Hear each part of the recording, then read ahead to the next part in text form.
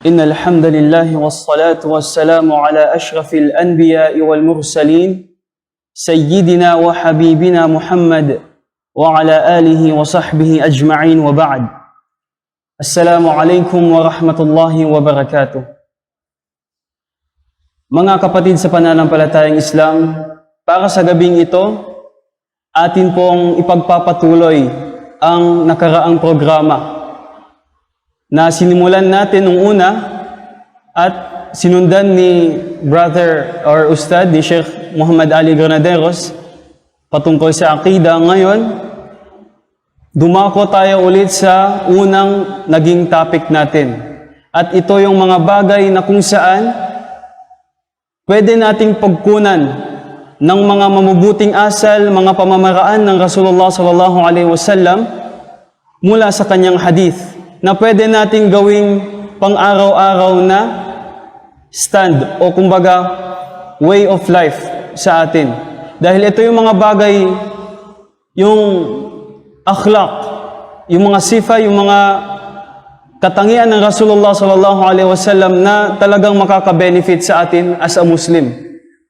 So isa sa mga bagay na pwede nating banggitin ngayon, bago ang lahat, alam natin o nakikita natin sa panahon ngayon, lalong-lalo na sa panahon ngayon, mga kabataan, mga matatanda, kung makikita natin sila, nagsasabi sila na sila ay Muslim. Sinasabi nila na Muslim ako. Yung mga pangalan nila, Abdullah, Ahmad, Abdul Aziz, Masya Allah, magagandang pangalan, ngunit hindi natin sa kanila nakikita ang pagka-Muslim o mismo yung Islam. Hindi sila nagsasala, hindi sila nagzazaka, hindi sila nagsasawm, nagfa-fasting, at hindi sila gumagawa ng mga obligadong bagay katulad ng pagre-respeto sa mga magulang.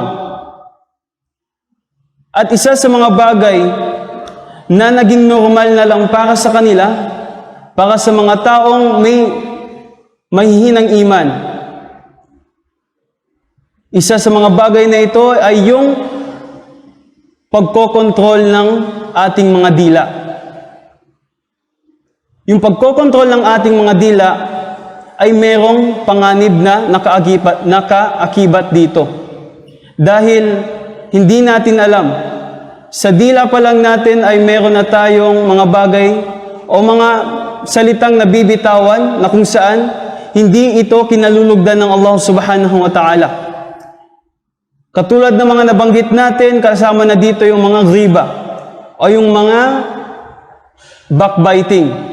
Katulad na rin yung namima o yung ipag-aaway mo yung dalawang tao. So yung mga bagay na ganito ay dulot lamang ng tinatawag na panganib sa dila.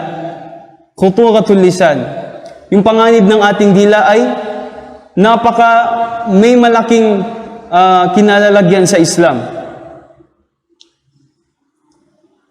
Nang sinabi ng Rasulullah sallallahu alaihi wasallam sa kanyang hadith, ayon kay Abi Hurairah radhiyallahu anin Nabi sallallahu alaihi wasallam qala, innal abda la yatakallamu bil kalimati min ridwanillah la yulqi laha balan yarfa'uhu Allahu biha darajat wa innal abda la yatakallamu bil kalimati min sakhatillah la yulqi laha balan yahwi biha fi jahannam. Mga kapatid sa pananampalatayang Islam, ang hadith na ito na ibinanggit ng Rasulullah sallallahu alaihi wasallam ay dapat kunin natin bilang mga Muslim. Dahil ito ay nagsisilbing encouragement, ganun na rin ang magsilbing ito, kumbaga, panakot, warning sa ating mga Muslim. Kung gaano ba ka bigat ang dala ng ating dila. Ano yung sinabi ng Rasulullah sallallahu alaihi wasallam? Innal abda la yatakallamu bil kalimati min ridwanillah la yulqi laha balan yarfa'uhu Allahu biha darajat. Katotohanan, sino man ang saalipin ng Allah subhanahu wa ta'ala ang nagsalita ng mga mabubuting salita min ridwanillah, na ito ay kinalulugdan ng Allah subhanahu wa ta'ala, la yulqi laha balan, kahit hindi niya pa ito binigyan ng importansya o hindi niya pa ito na isip kung gaano ito kabigat, kung gaano ito kahalaga sa Allah subhanahu wa ta'ala, yaghfa'ahu Allahu biha darajat, ay iaakyat ng Allah subhanahu wa ta'ala o itataas ng Allah subhanahu wa ta'ala yung daraja, yung level mo papunta sa paraiso. Imagine mo, isang kalima o isang salita lamang ang sinabi natin na ito ay kinalulugdan ng Allah subhanahu wa ta'ala at papataasin ng Allah subhanahu wa ta'ala ang iyong state o ang iyong daraja, ang iyong level papunta sa paraiso. Ganon din sinabi ng Rasulullah sallallahu alaihi wasallam sa kasunod dito, wa innal abda la yatakallamu bil kalimati min sakhatillah la yulqi laha balan yahwi biha fi jahannam.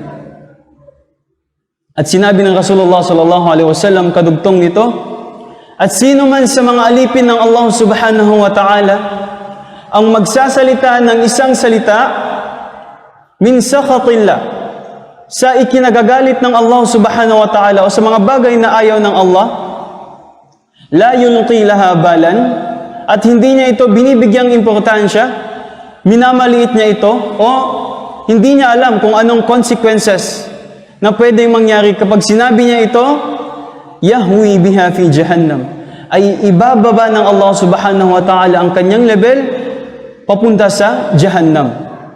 At sa ibang hadith sinabi, yahwi biha fi jahannam bi 70 kharifa, ay ilalayo ng Allah subhanahu wa ta'ala ang kanyang ilalapit ng Allah subhanahu wa ta'ala o ibababa ng Allah subhanahu wa ta'ala ang iyong level papunta sa jahannam ng 70 years. 70 kharifa. 70 years, ibababa ka ng Allah subhanahu wa ta'ala.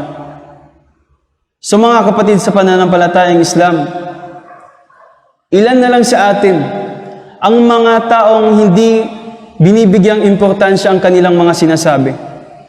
Ha? Ito ay dahil sa kakulangan natin sa ating kaalaman sa Islam. Marahil sasabihin natin na ang bagay na ito ay maganda kapag sinabi. Ngunit sa mata ng Allah subhanahu wa ta'ala ay hindi ito pasado. Dahil ang sinabi ng Rasulullah, min ridwanillah, mula sa kinalulugdan ng Allah subhanahu wa ta'ala at hindi sa kinalulugdan ng mga tao. So yun nga, yung sinabi natin kanina, kung napapansin natin sa panahon natin ngayon, na karamihan sa mga tao na sinasabi nila na sila ay Muslim, kanilang sinusunod yung mga sinasabi ng ibang tao. Kapag hindi pumasa sa standards ng mga tao dito sa dunya, ay itatabi nila yan.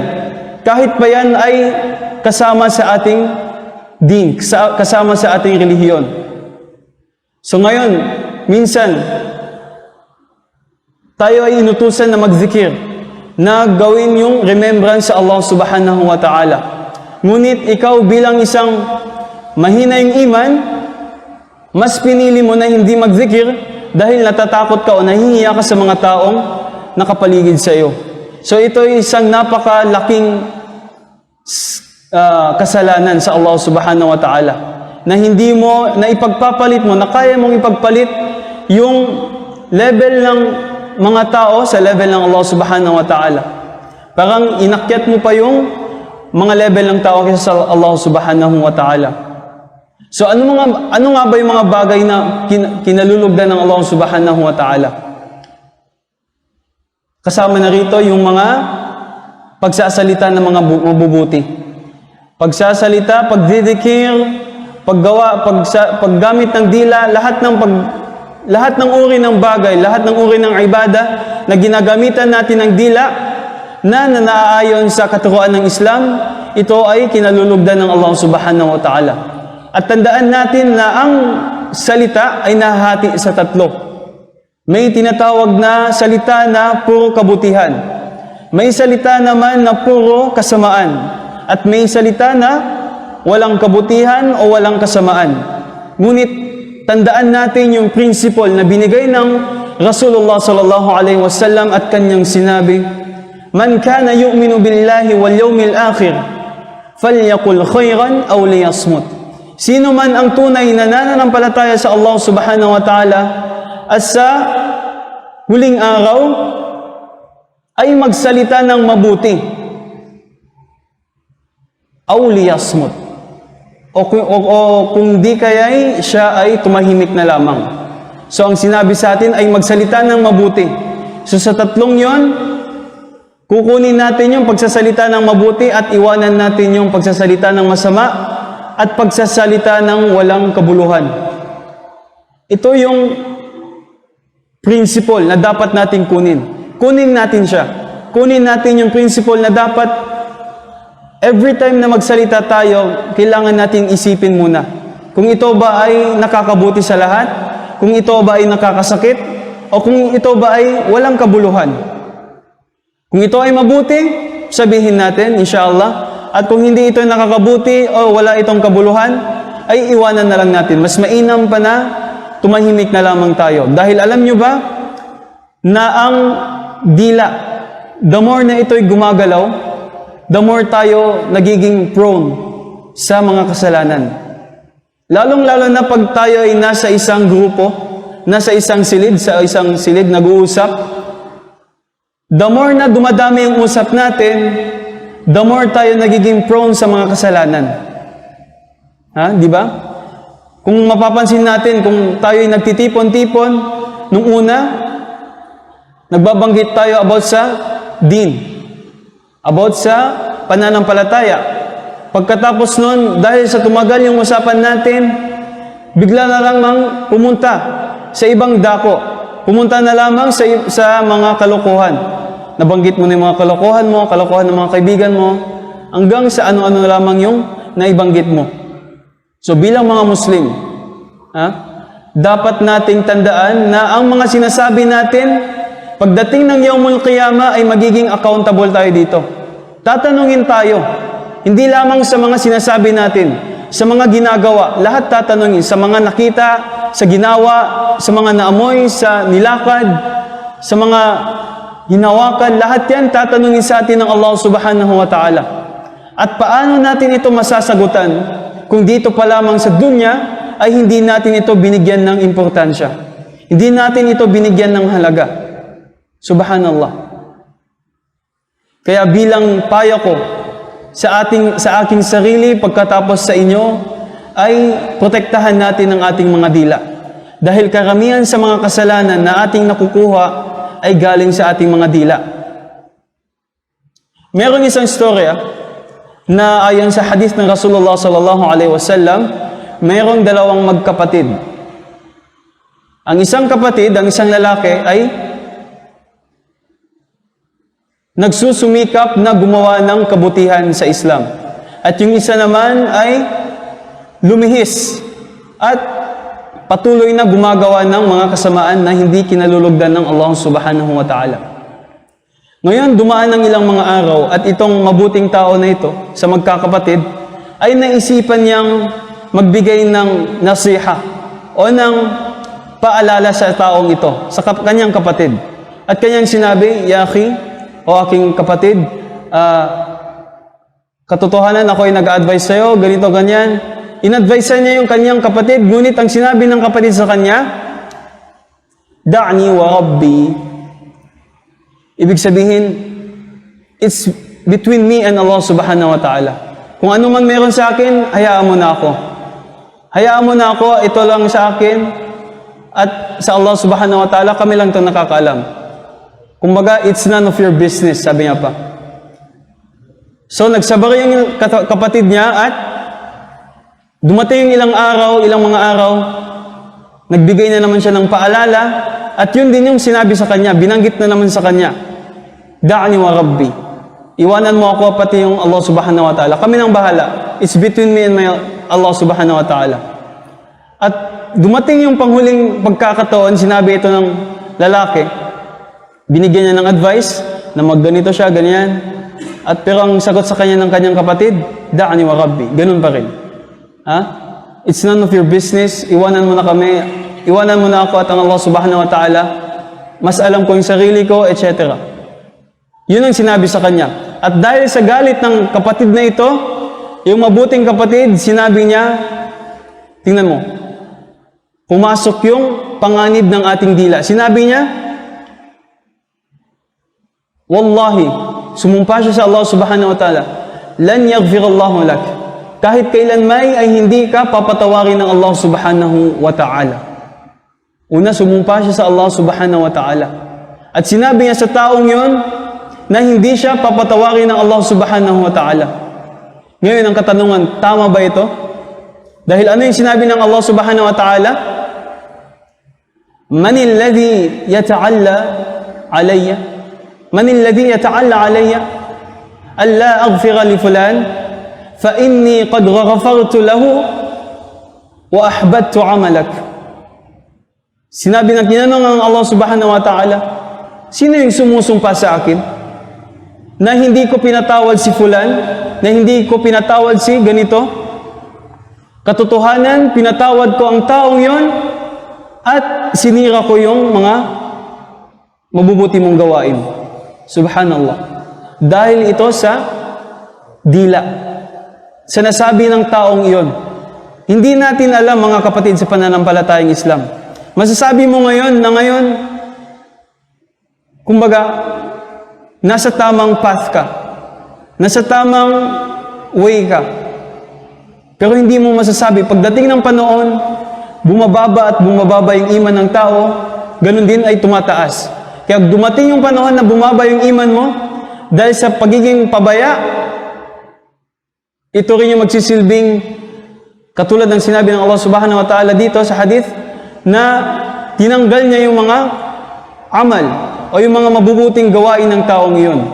Yun din pala yung magbibigay abot sa Islam, ngunit tayo magpakumbaba.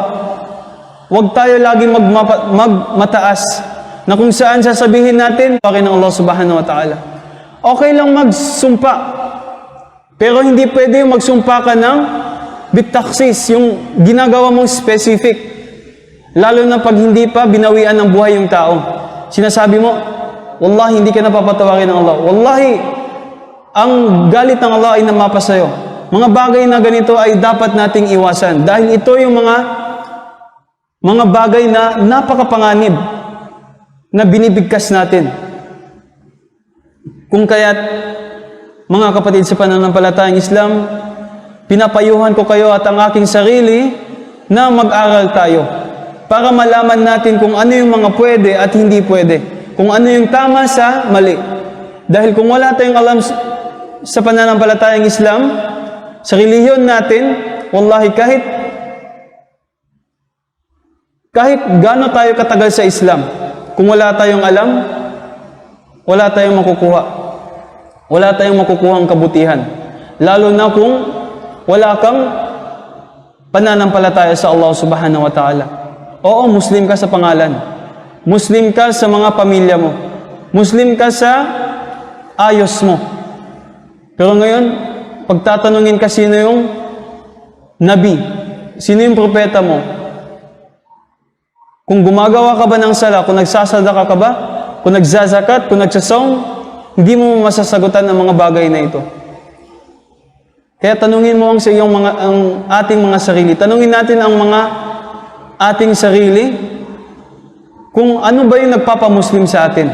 Bakit natin sinasabi na Muslim tayo kung hindi natin ginagawa ang mga bagay na ito? Subhanallah. So ito yung mga bagay na dapat nating tandaan. Na kada salita natin ay dapat nating pag-isipang mabuti para hindi tayo mapunta sa kasamaan. Dahil ang mga tinatanggap lang ng Allah subhanahu wa ta'ala na mga bagay, na mga salita, ay yung bagay na napapaloob sa kanyang satisfaction. Min ridwanihi. Min ridwanillah. Yung sa mga kinalulugdan ng Allah subhanahu wa ta'ala. Kapag bagay na mga hindi nagustuhan ng Allah subhanahu wa ta'ala, ay iwanan natin. Ganito po yung mga sakripisyo na dapat nating tandaan bilang mga Muslim. Dahil talagang worth it naman kung kukunin natin yung ipinagutos sa atin ng Allah subhanahu wa ta'ala. Dahil ang mundo ay napaka-temporary. Travelers lang tayo dito. At balang araw ay kukunin tayo ng Allah subhanahu wa ta'ala. Hindi natin alam. After ng sala, bukas, o sa next year, sa next month, ay kukunan na tayo ng buhay ng Allah subhanahu wa ta'ala. At yung tanong kung handa ba tayo na kunin tayo ng Allah subhanahu wa ta'ala. So ito lang po yung mapapayo ko para sa gabing ito. Naway may napulot tayo na konting kaalaman. At sana mapabilang tayo ng Allah subhanahu wa ta'ala sa mga taong pinoprotektahan niyang kanyang dila. Ganon din sa pagiging mga mapagkumbaba na kung saan hindi tayo basta-basta magbibitaw ng salita out of anger. Hindi natin sasabihin sa taong ganito na wallahi hindi ka papatawarin ng Allah subhanahu wa ta'ala mga bagay na ganito na hindi kinalulugdan ng Allah subhanahu wa ta'ala. At hanggang dito na lamang, naway may napulot tayo at ako naaral sa konting oras na ito. Wa aqulu qawli hadha wa astaghfirullah li wa lakum wa li sa'iril muslimina min kulli dhanbin fastaghfiruhu innahu huwal ghafurur rahim. Sa susunod na araw, sa Saturday inshallah subhanahu wa ta'ala, meron din tayong ibang speaker na isa rin sa ating mga brothers dito sa Jamaah. So, abangan na lang natin kung sino man yun. Hanggang dito na lamang. Binabati ko nga pala yung mga manonood, kung may viewers man. MashaAllah. Alhamdulillah, salamat sa pakikinig, sa konting time. Ganun din sa mga Jamaah dito sa Masjid Rahman.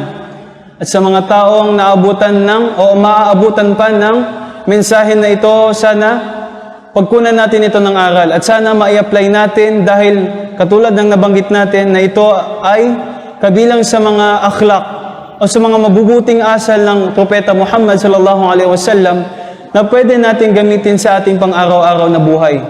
Kaya the more we learn, the more we succeed inshallah subhanahu wa ta'ala. Dahil katotohanan na ang may alam, sila yung mga lamang. Yung may mga alam. Kaya as much as possible, kahit konting oras na ito, kumuha tayo ng konting knowledge. MashaAllah. Kaya ulit, unang-una sa lahat, sa Allah subhanahu wa ta'ala tayo nagpapasalamat. Pagkatapos ay sa mga viewers natin, sa Jamaah or sa mga manonood. Hanggang dito na lamang. Assalamualaikum warahmatullahi wabarakatuh.